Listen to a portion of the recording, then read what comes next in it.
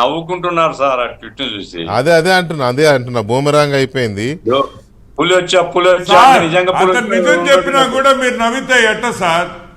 వెంకటరమణారెడ్డి గారు ఆయన నిజం చెప్తే కూడా మీరు నవ్వితే ఎట్ట? వెంకటరమణారెడ్డి గారు ఇందులో ఈ ట్వీట్ లో చెప్పిన నిజాలు అర్థం కావాలంటే ప్రతి ఒక్కరూ మేధావులు కావాలి.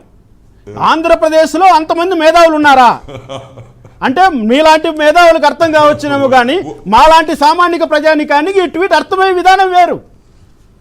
మీలాంటి వాళ్ళు ఎడమర్చి చెప్పడం వల్ల మాకు ఇప్పుడు అర్థమవుతుంది ఆయన చెప్పిందల్లా నిజమే, ఎందుకంటే ఆయన చేసిన తత్వాన్ని ఆయన చెప్పుకున్నాడని.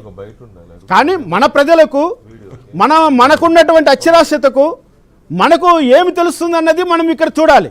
మేము ఒక్కసారిగా చదివితే మాకేమవుతుంది, వెరిసి 5 ఏళ్లుగా పటిష్టంగా ఉన్న శాంతి భద్రతలు పూర్తిగా దెబ్బతిన్నాయి. ఎంత మాట ఇది. 5 సంవత్సరాలు పటిష్టంగా ఉన్నాయంట శాంతి భద్రతలు ఈ రాష్ట్రంలో.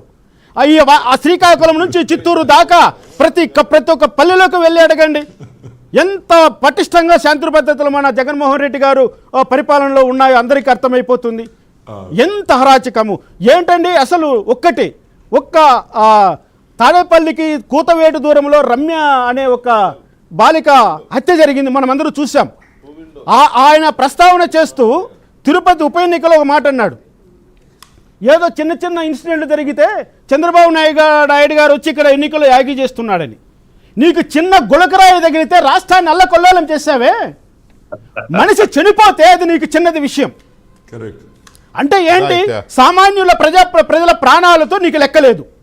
నీకు ఒక గిర్ర గీసుకున్న దానికి నువ్వు రాష్ట్రాన్ని అల్లకొల్లాలం చేసి అమాయకమైన ప్రజలను జైల్లో పెట్టి కోడికెత్తి డ్రామాలు ఆడిచ్చి 5 సంవత్సరాల పాటు దళిత బిడ్డలలో ఉసురు పోసుకున్న నీవు మరి ఈ రోజు ఎలా మాట్లాడతావు? నువ్వు శాంతి భద్రతలు పటిష్టంగా ఉన్నాయని మరి నీ మీద ఎలా దాడి జరిగింది?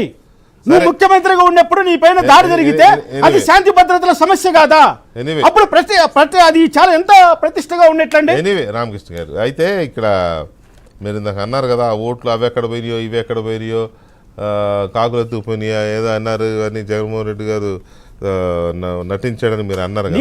ఆయన ఆయన అన్నదాన్ని మీరు చెప్పారండి. నేను కాదనట్లేదు.